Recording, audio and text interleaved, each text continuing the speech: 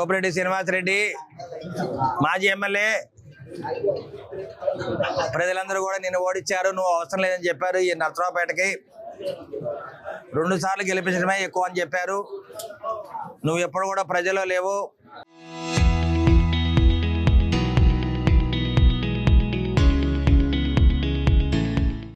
ఓ మంచి పరిపాలన చేయలేదు, అభివృద్ధి పరంగా ముందుకెళ్ళలేదు. ఇవాళ ఉమ్మడి కూటమి వచ్చిన తర్వాత అభివృద్ధి శరవేగంతో ముందుకెళ్తాని చెప్పి తట్టుకోలేక నువ్వు వ్యాఖ్యలు చేయడం జరిగింది. అభివృద్ధి అంటే వైసీపీ అని చెప్పావు.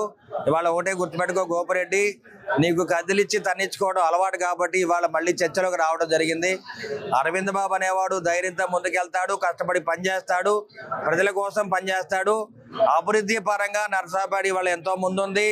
గణాంకాల ప్రకారం కూడా నేను నిన్న మీడియా సోదరులకు కూడా తెలియజేయడం జరిగింది. నువ్వు నిజంగా చర్చకి సిద్ధమైతే ఎవరికి చెప్పకుండా రాత్రి వచ్చి కోటపడి పడుకోవాలి, పొద్దున్నే 6 లేచి వచ్చి పడుకోవాలి.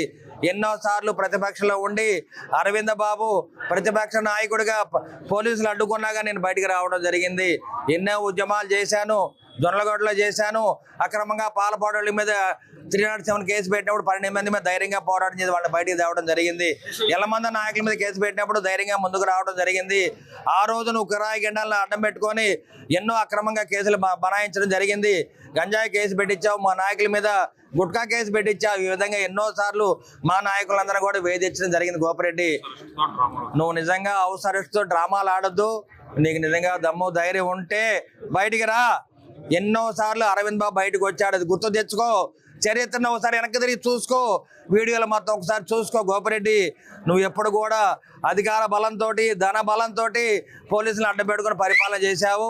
ఇవాళ ప్రజలు ఎవరు కూడా నిన్ను క్షమించరు. బయటకు వస్తే కూడా నిన్ను తరిమి కొట్టే రోజులు వస్తాయి. ఇవాళ వెస్ట్ బెంగాల్లో ఏ విధంగా ఎంపీలని ఎమ్మెల్యేలు కొడుతున్నారో ప్రజలు ఒకసారి వెంటబడి ఒకసారి వెనక్కి తిరిగి చూసుకోండి. మీ ఎమ్మెల్యే, మీ మాజీ సీఎం జగన్మోహన్ రెడ్డి గారు కానీ మీరు కానీ ఇంకా కూడా ఇప్పుడు కూడా దెయ్యాలు వేదాలు వల్లించినట్టు అసభ్యంగా మాట్లాడుతూ ఉన్నారు. ప్రజలు ఎవరు కూడా క్షమించరు.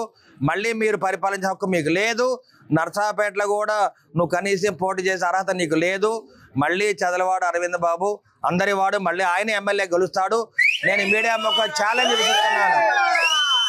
గోపిరెడ్డి, నీకు దమ్ము ధైర్యం ఉంటే ధైర్యంగా ముందుకు రా, లేకపోతే నా ఆఫీస్ దగ్గర రా. దమ్ము ధైర్యం ఉంటే ఈ పోలీసులను అడ్డం పెట్టుకుని బయటికి రావడం మానేయొద్దని చెప్పి గోపిరెడ్డి శ్రీనివాసరెడ్డిని హెచ్చరిస్తూ ఉన్నాను.